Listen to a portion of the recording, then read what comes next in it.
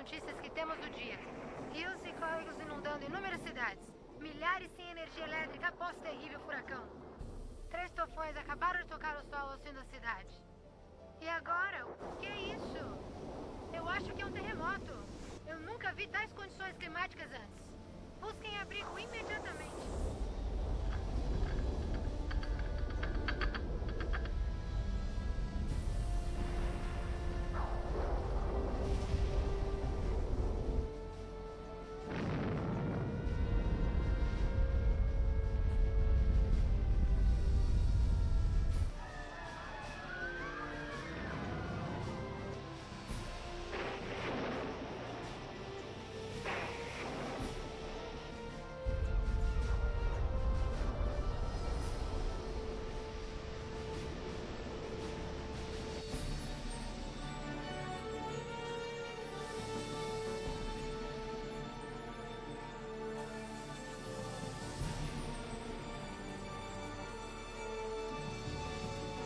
Olha, mamãe, nós estamos juntos.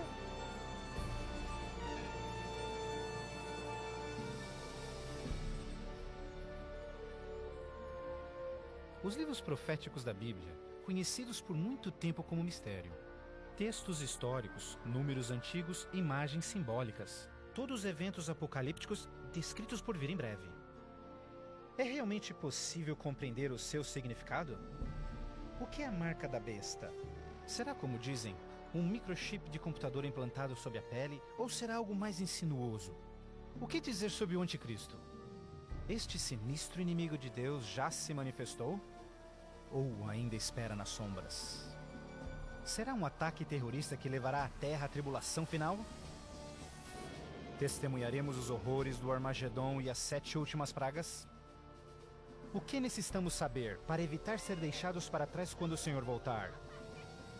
Reconheceremos os últimos dias e saberemos o que nos espera? O que você está pronto a experimentar revelará o que a Bíblia realmente diz sobre o final dos tempos. Junte-se a mim para juntos descobrirmos os incríveis fatos por trás dos eventos finais da profecia bíblica.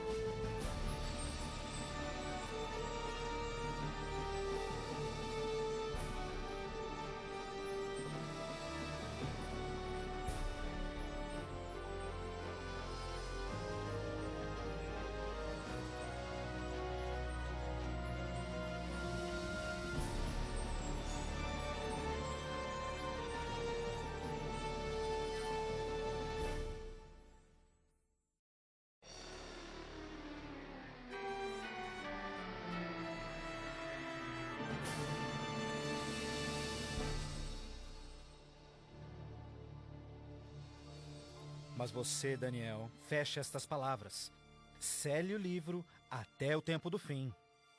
Muitos correrão dele e para ele, e a ciência se multiplicará.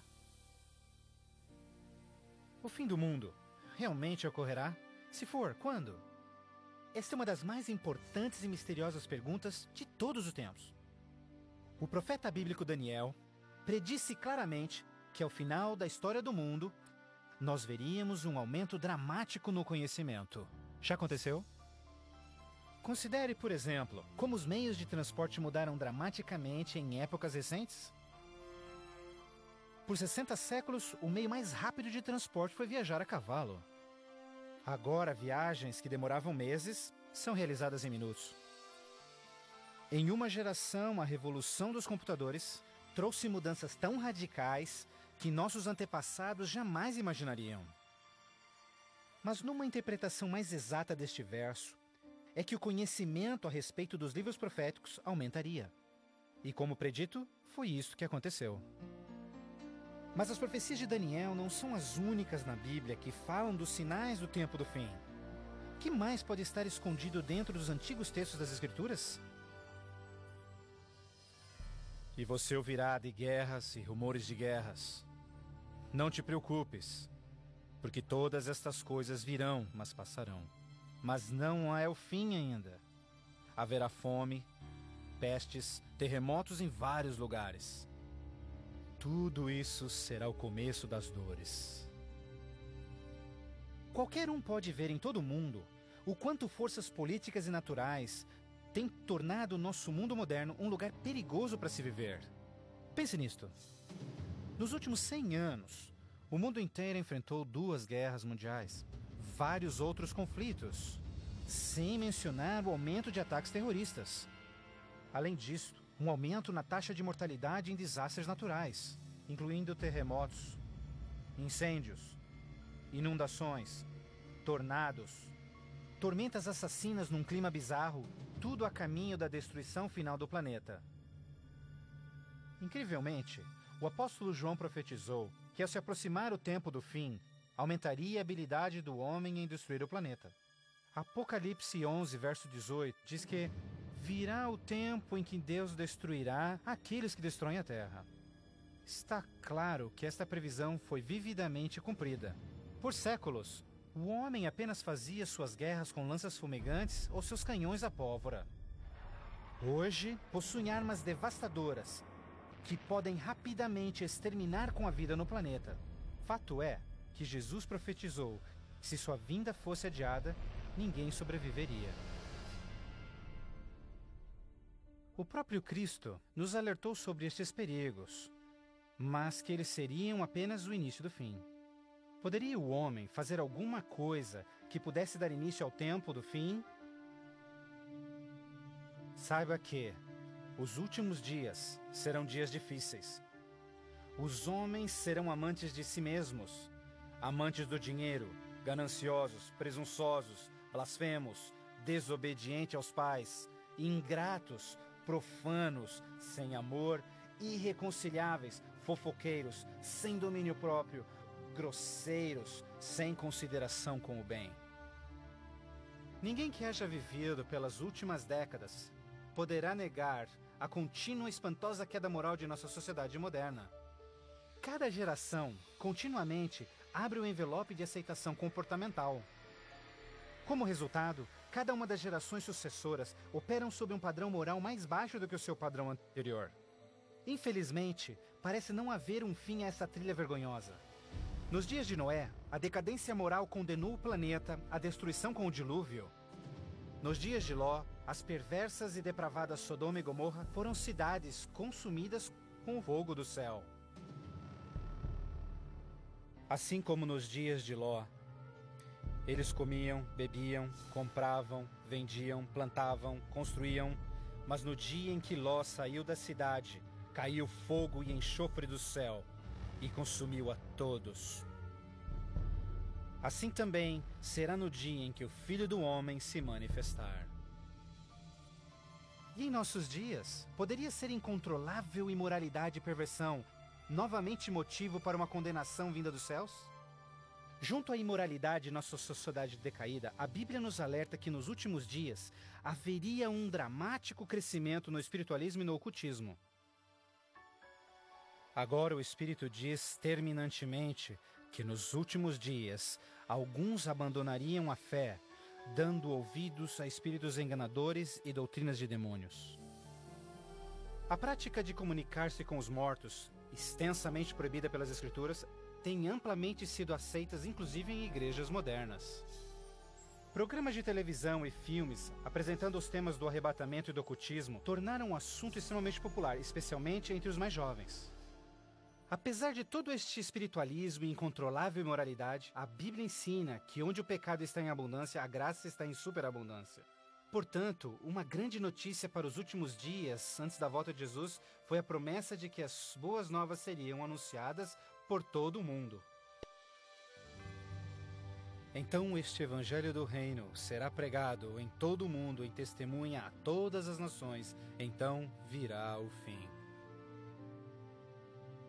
A então aparentemente insuperável missão de comunicar o evangelho aos 4 cantos da terra é uma rápida realidade.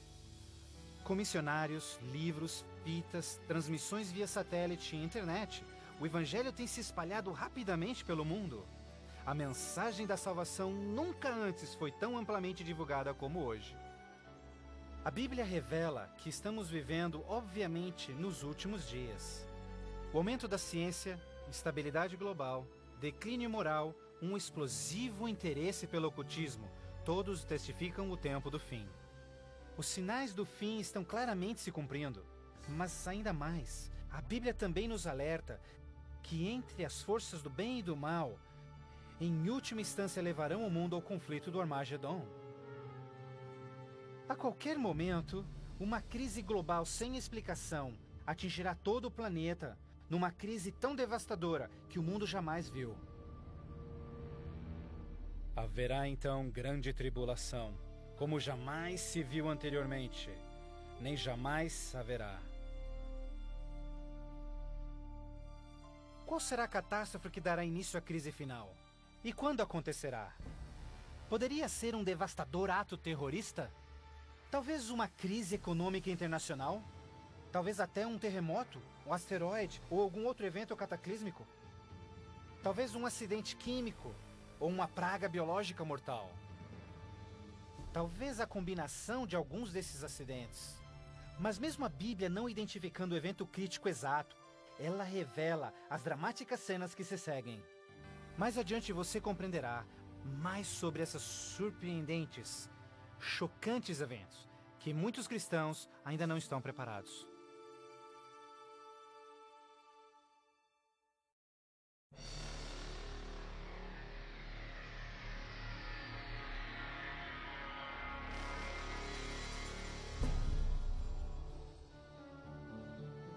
Ao iniciar-se a grande tribulação, líderes mundiais lutam em lidar com o aumento das calamidades. Enquanto isso, verdadeiros cristãos dedicados a Deus experimentam o maravilhoso poder do Espírito Santo. Após essas coisas, eu vi outro anjo que vinha do céu, e a terra estava iluminada por sua glória. Este grande poder que iluminava o povo de Deus é o próprio Santo Espírito. Em santa confidência, eles testificam de Deus, intervindo pelas igrejas e também chamando os perdidos para Cristo. Eles permanecem firmes na palavra do Senhor e exortam todos ao arrependimento e obedecerem os mandamentos de Deus. Numa atmosfera de reavivamento, agita-se a terra. O Santo Espírito compele ministros e membros de igrejas a juntos trabalharem intensamente pelo Salvador. Ao se manifestar o trabalho do Santo Espírito, realizações de ocultismo também se intensificarão. Demônios caídos aparecerão a muitos, disfarçados de queridos seus que já morreram, ou personagens bíblicos do passado. Eles falam de paz e esperança, porém apresentam doutrinas contendo erros perigosos e sutis. Sobre estes a Bíblia nos alerta, porque estes são espíritos do mal, realizando milagres. Como você pode imaginar, estas manifestações supernaturais influenciarão muitos e são poucos os que estão preparados a se opor. A esta altura, famílias e igrejas tornaram-se ineficazes no combate a esta crescente onda de fraqueza global. Em meio a este tumultuado ambiente político e social, as pessoas desesperadamente procuram um caminho para combater esta onda universal de imoralidade. Líderes políticos e religiosos apelam por seus constituintes, pedindo por medidas legais a restauração dos princípios de Deus e a paz na terra. Como resultado desta pressão enganosa, os governantes aprovam leis que conflitam diretamente com as leis de Deus. Mas esta não é a primeira vez que isso acontece na história. Certamente você se recorda da familiar história de Daniel capítulo 3. Quando o rei de Babilônia, Nabucodonosor, ordenou a todos no seu reino que se curvassem e adorassem aquela enorme estátua de ouro que ele construíra. Entretanto, 3 jovens hebreus sabiam que essa ordem estava diretamente em contradição com o segundo mandamento sobre idolatria. Determinados em serem fiéis a Deus, recusaram adorar a estátua. O rei ordena furioso que sejam lançados na fornalha ardente, mas Deus miraculosamente interveio e salvou suas vidas. Depois, a história de Daniel na cova dos leões. Você se recorda do rei da Pérsia criando uma lei que proibia todos de adorarem qualquer deus, senão ele, por 30 dias? Mas Daniel sabia que obedecer esta lei seria uma violação do primeiro mandamento de Deus. Destemidamente Daniel segue sua vida, orando diariamente a Deus, mesmo colocando sua vida em risco. Os inimigos de Daniel rapidamente denunciaram ao rei, que relutantemente teve que fazer cumprir-se a lei, lançando-o na cova dos leões. Mas novamente, Deus intervém com seu poder e miraculosamente poupa a vida de Daniel. Da mesma forma, nos tempos do fim, Apocalipse prediz que o poder do mal obrigará governantes de todo o mundo a endossarem leis que definam como as pessoas adorarão a Deus. Estas leis irão aparentemente promover a moralidade, mas na realidade, elas preparam o mundo para aderirem à marca da besta e o anticristo. Porque falsos cristos e falsos profetas surgirão, e farão milagres e sinais maravilhosos para enganar, se possível até os salvos. Durante este período de crescentes crises, quando o mundo estiver desesperadamente buscando alívio e procurando uma estabilidade global, a ajuda virá de uma forma surpreendente. Em várias partes, por todo o mundo, se ouvirá: Jesus voltou, Jesus voltou! Um radiante e carismático ser se diz o Filho de Deus.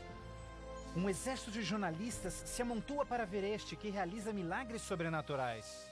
Eles o ouvem repetir as mesmas palavras que Jesus falou nas Escrituras. Este evento será transmitido ao mundo via satélite. Milhões serão enganados com esta aparição, como sendo cumprida a profecia de que todo olho o verá. Inúmeras religiões estão ansiosas na expectativa por um Salvador. Então este deslumbrante ser aparenta ser a resposta às suas orações. Mas a Bíblia nos alerta em 2 Coríntios que Satanás pode transformar-se num anjo de luz. Infelizmente, não será Jesus quem o povo receberá de braços abertos, mas sim Satanás, disfarçado como Filho de Deus. Fazendo isso, o mal será capaz de unir o povo em todo o mundo e reconfirmar seu falso sistema de adoração. Assim, o mal concretiza a maior fraude que jamais se viu sobre a raça humana.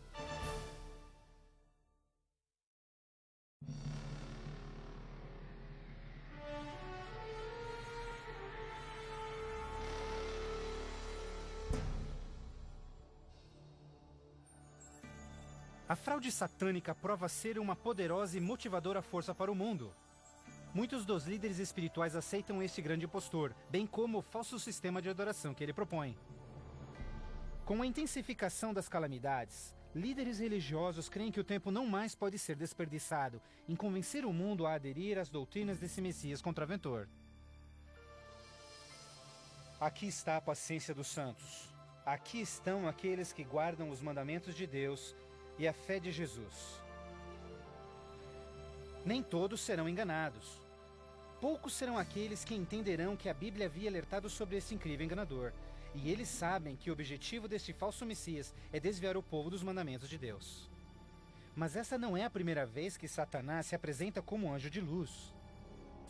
Quando Jesus foi tentado no deserto, Satanás apareceu a ele disfarçado como glorioso mensageiro de Deus. Mas o inimigo de Deus se revelou quando tentou a Jesus em desobedecer a palavra de Deus. Portanto, mais uma vez, usando a mesma tática, o mal tenta enganar o mundo a desobedecer a lei de Deus. Ninguém pode servir a dois senhores, pois odiará um e amará o outro, ou será leal a um e desprezará ao outro. O mundo chegou a um momento decisivo em sua história. O falso Cristo e o conflito global estão dividindo o mundo em dois grupos distintos: aqueles que seguem a Bíblia e aqueles que seguem a besta. Ansiedade enche o coração do povo, e religião é o tópico supremo de todas as mentes. Entrevistas no rádio e TV, bem como nas cortes em debates, os verdadeiros seguidores de Deus serão levados diante os líderes mundiais. Ali apresentarão poderosas e eloquentes razões bíblicas para sua oposição, onde o falso sistema de adoração foi apresentado ao mundo. Os mandamentos de Deus e o que constitui a verdadeira adoração estarão ao centro de cada discussão. Movidos pelo poder do Santo Espírito, compelidos pelo argumento bíblico dos servos de Deus, milhares em todo o mundo converter-se-ão desde suas igrejas sem vida e se posicionarão junto aos impopulares, mas verdadeiros seguidores de Jesus. O que nos resta? Devemos obedecer a Deus ou ao homem? A tradição popular ou a escritura? Dividindo assim o mundo inteiro em dois grupos. De um lado, aqueles que receberam o selo de Deus. E do outro lado, aqueles que receberam o sinal da besta. Aquele que é injusto, siga sendo injusto. Aquele que é sujo, que siga sendo sujo. Aquele que é justo, que siga sendo justo. E aquele que é santo, que siga sendo santo. Este texto de Apocalipse antecede o próximo evento em que todo homem, mulher e criança fará sua final decisão, a favor ou contra Cristo. Ao lado de Deus estão aqueles que em fé observaram sua palavra, mesmo diante oposição. No outro lado, aqueles que escolheram a religião de tradições humanas. Assim como as portas da Arca de Noé fecharam-se instantes antes do dilúvio, a porta da graça será finalmente fechada para o mundo e a graça de Deus não estará mais disponível para os perdidos. A segunda vinda de Cristo é iminente, mas primeiro, o mundo terá de atravessar as mais devastadoras pragas que jamais sobrevieram sobre a humanidade. Ouvi então uma voz vinda do templo dizendo aos 7 anjos: Vai e derrama sobre os povos as 7 taças da ira de Deus. O primeiro foi e derramou a sua taça sobre os povos, e se viu uma ferida feia e dolorosa nos homens que tinham o sinal da besta e que adoravam a sua imagem. A esperança começa a ser massacrada quando as 7 pragas do Apocalipse 16 começam a cair no mundo numa sucessão rápida de eventos. Estes serão os mais horríveis flagelos jamais vistos pelo homem. A primeira praga será extremamente dolorosa e provocará desmaios e agonizante sofrimento aos perdidos. Mais 6 devastadoras pragas rapidamente virão. O mar e os rios se tornarão em sangue. O sol terá tal força que provocará queimaduras com sua intensidade. De tal forma, praga após praga virão. O terror reinará, tornando o mundo inteiro prisioneiros do pânico. Durante este período, alguns dos salvos encontrarão abrigo em locais isolados e remotos, onde serão protegidos e mantidos por anjos do Senhor. Outros, lançados em prisões, embora aparentemente abandonados pelo homem, não foram esquecidos por Deus. Os fiéis de Deus estarão protegidos das pragas, da mesma forma como os filhos de Israel foram preservados durante as pragas que caíram no Egito. Neste momento, os salvos passam por um momento de angústia em suas almas. O principal pensamento em suas mentes: estamos em paz com Deus? Finalmente, encontram paz em suas consciências, confiando nas promessas de Deus. Assim sendo, o dragão irou-se com a mulher e foi ao seu encontro para guerrear com os demais filhos dela, aqueles que guardam os mandamentos de Deus e têm o testemunho de Jesus Cristo. Persuadidos pelo falso Cristo, os miseráveis perdidos têm como única esperança para alívio das devastadoras pragas a eliminação daqueles que se opõem a eles. Então a decisão é tomada para caçar e exterminar em apenas um dia o povo de Deus que teimosamente apegou-se às Escrituras. Assim sendo, o campo de batalha espiritual tem aqueles que seguem as tradições humanas e adoram a besta, contra aqueles que amam a Jesus e obedecem os seus mandamentos. Esta é a batalha final do Armagedon, o mundo perverso que chegou finalmente ao limite da paciência de Deus. E finalmente o momento em que Deus entra em cena para resgatar os seus filhos fiéis.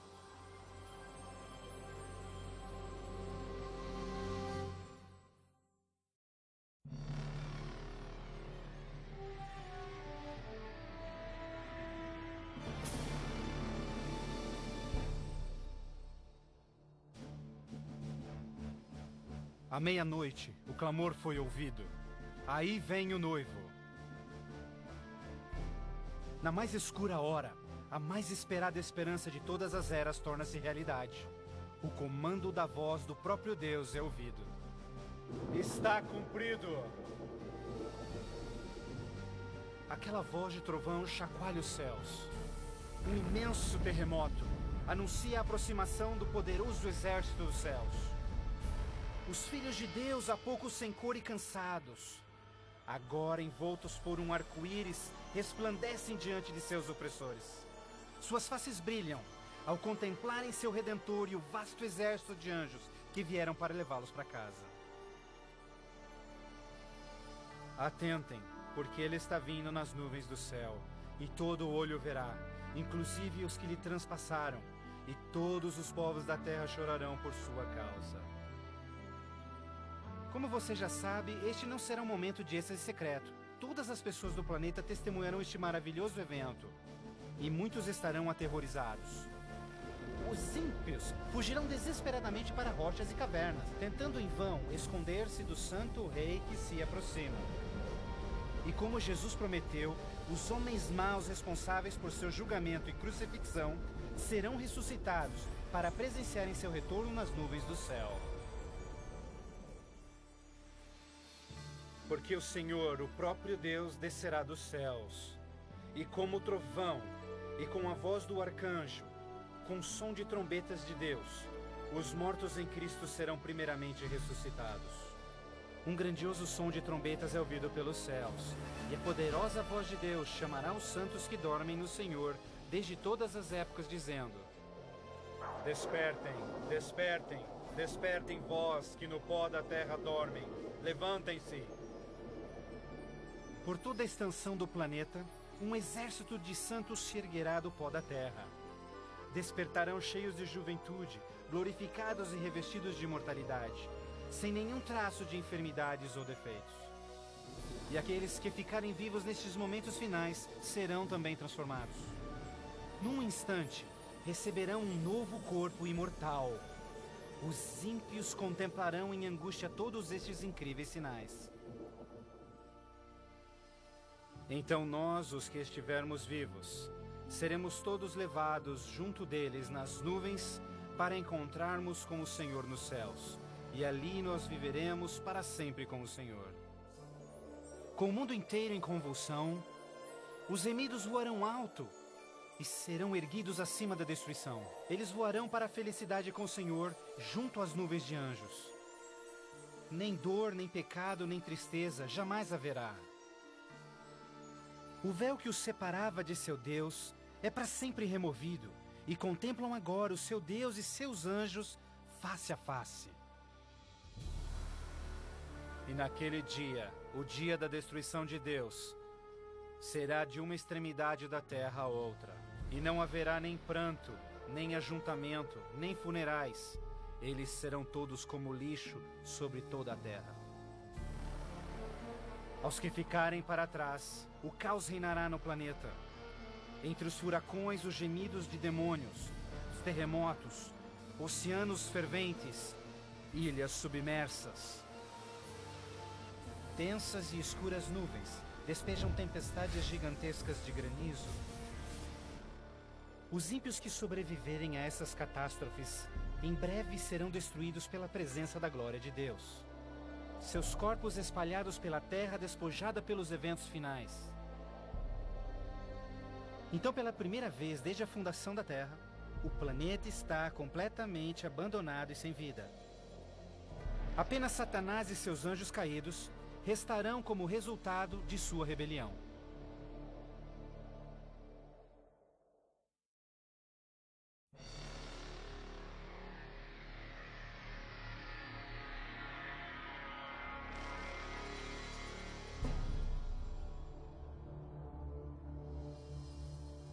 Então vi um anjo que descia dos céus, que tinha consigo as chaves do abismo e uma grande corrente em suas mãos.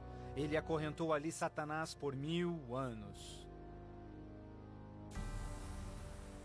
Confinados no mundo que ele arruinou, Satanás e seus anjos ali estarão por 1000 anos. Prisioneiros na escuridão, num planeta vazio e abandonado, só com seus demônios, Satanás apenas poderá esperar e ponderar no dia de sua punição. Por toda parte ele contempla cidades destruídas, florestas queimadas e ossos secos, tudo resultado de sua guerra com os céus. Confinado num vasto abismo, solitário, sem ninguém para tentar ou manipular, ele se torna absolutamente miserável.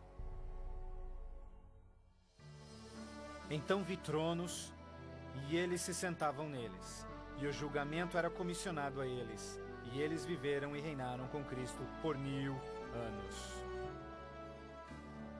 Enquanto Satanás pensa em seu destino, os remidos desfrutam sem palavras as alegrias dos céus. Cada um deles conhece então o seu anjo da guarda, que responde a cada uma de suas perguntas sobre as suas vidas. Então Deus, num ato de revelação absoluta, os convida a participarem como juízes, abrindo diante de si os registros dos que se perderam. Os remidos, neste momento, têm a oportunidade de entenderem por que algumas pessoas que esperavam ver ali não completarem a jornada. Os pensamentos dos ímpios são agora vividamente expostos e o véu é removido, revelando as batalhas espirituais que se levantaram por salvar-se-lhes as almas. Inclusive as ações e motivos dos anjos caídos se farão nítidas. O aberto e transparente caráter de Deus neste assunto é extraordinário. Como o apóstolo Paulo descreve em 1 de Coríntios 6, verso 2, os salvos participarão no julgamento dos ímpios. Antes que um único pecador receba sua punição final, seus registros serão cuidadosamente revisados por seus conterrâneos, os quais entendem e sabem das lutas na vida na terra. Todas as palavras e atos dos ímpios serão pesados ante a palavra de Deus.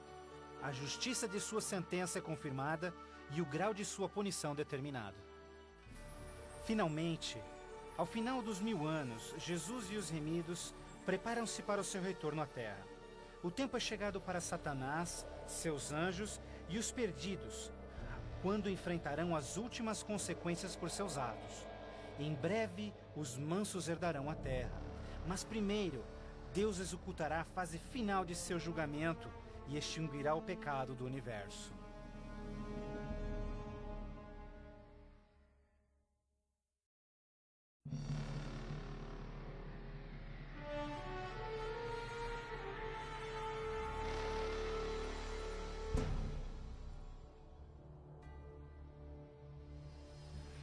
Então eu, João, vi a cidade santa, a nova Jerusalém, descendo dos céus desde a presença de Deus, vestida como uma noiva, adornada para o seu esposo. Após os 1000 anos sabáticos no céu, Cristo e os remidos, com a nova Jerusalém, voltam à terra. Ao se aproximar a cidade do planeta desolado, Jesus comanda que os ímpios voltem à vida desde o pó da terra. Ao seu comando, os ímpios de todas as épocas e lugares ressuscitam, da mesma forma como morreram, e ali estão diante de Deus. Ao Jesus descer, seus pés tocam o Monte das Oliveiras. Um tremendo terremoto abre o monte, transformando numa grande planície. Então, a nova Jerusalém, a grande cidade de Deus, desce dos céus e descansa sua estrutura sobre a planície preparada por Deus. Agora, quando os 1000 anos terminarem, Satanás será solto de sua prisão, e então irá atrás de enganar as nações, a fim de uni-los para guerrear. Incrivelmente, Satanás consegue iludir seus seguidores mais uma vez e arregimenta-os para capturar a cidade celestial pela força. Generais e homens de guerra de todos os tempos, juntos unem suas habilidades para prepararem-se para o que eles imaginam ser a batalha monumental. Por este ato, os ímpios revelarão que seus corações não se converteram. Se fosse possível, eles destruiriam a Deus e seu trono e tomariam a cidade santa pela força. Pouco percebem eles que essa guerra fútil já estava perdida mesmo antes de começar. O juízo final chegou. Então eu vi os mortos, grandes e pequenos, todos diante de Deus. Livros eram abertos, e os mortos eram julgados, de acordo com seus atos. Subitamente, no alto acima da cidade, o Senhor aparece em seu glorioso trono. Todos os frágeis planos de guerra dos ímpios são imediatamente eliminados. Ao contemplarem a face de Deus, os ímpios dolorosamente tornam-se cientes de cada um de seus pecados. Lembram-se de cada momento em que silenciaram suas consciências, cada vez em que negaram os chamados do Santo Espírito. Muitos foram enterrados juntamente com os seus segredos pecaminosos, querendo ter com sucesso escondido todos os seus assassinatos e crimes. Vergonhosamente experimentam em primeira mão as palavras de Jesus ditas em Lucas, pois não há nada coberto que não será revelado, nada escondido que não se fará saber. Ao se apresentar diante deles vividamente o panorama de suas vidas, cada ímpio entende completamente que por sua própria e livre escolha rejeitaram a salvação. Tragicamente, a paz e alegria dos que estiverem na cidade nunca será desfrutada pelos ímpios. Com sentimento de desespero e sem esperança, são varridos e deixados sem palavras. Os rebeldes não podem negar a justiça de Deus, declarando-se culpados. Em uma só voz clamam: justo e verdadeiro são os teus caminhos, ó Rei dos Santos. E caindo prostrados, eles adoram o Príncipe da Vida. Eles subiam aos cantos da terra e cercaram o acampamento dos santos. Então caiu fogo do céu desde Deus e os consumia. Finalmente, o tempo de encarar as consequências irreversíveis de suas ações. Sem nenhum aviso, fogo e enxofre caem do céu. A terra se fende e fogo brota desde cavernas subterrâneas. Enquanto o inferno engole os ímpios, os justos estão a salvo e em segurança dentro dos portões da Nova Jerusalém. Cada pecador é punido de acordo com os seus pecados. Os com poucos pecados são destruídos rapidamente, enquanto os culpados de horríveis pecados contra a humanidade sofrerão mais. Satanás, o instigador de todos os pecados, será forçado a sofrer muito mais. Para Deus, a punição dos ímpios é um ato doloroso, mas é algo que a sua justiça demanda. O salário do pecado é a morte. Na cruz, Jesus sofreu a punição final no lugar de todos os que aceitaram o seu sacrifício. Mas, tragicamente, os perdidos rejeitaram este presente e terão de pagar o preço por seus próprios pecados. Certamente o dia virá, queimando como fornalha. Todos os orgulhosos e todos os fracos serão consumidos. Você esmagará os ímpios, pois serão como cinzas debaixo dos seus pés. Ao se esfriarem as cinzas da destruição, os habitantes de todo o universo erguem suas vozes em louvor a Deus, pois o reino de terror de Satanás foi banido para sempre. Assim, com a paz no cosmos eternamente garantida, Deus agora dedica sua atenção à criação de um novo céu e uma nova terra.